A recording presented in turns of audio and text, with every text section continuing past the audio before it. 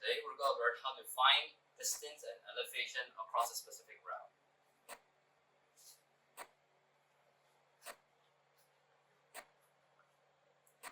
Let's say we want to find the distance from this junction to Luoyanshan.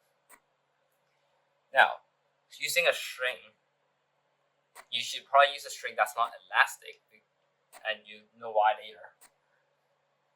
Match the junctions or the start of the route for you to the tip of the rope, and then curve the rope across the path until you reach the end point. So this is the distance that you have.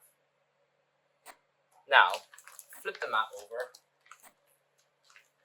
and you will notice that down here in the legends, there's a part where you can measure based on scale.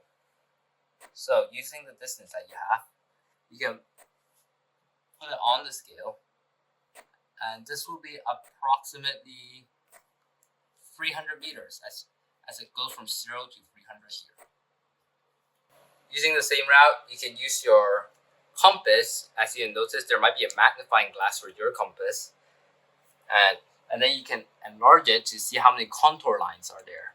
Contour lines are these brown lines that you can see, and each contour line represents 20 meters.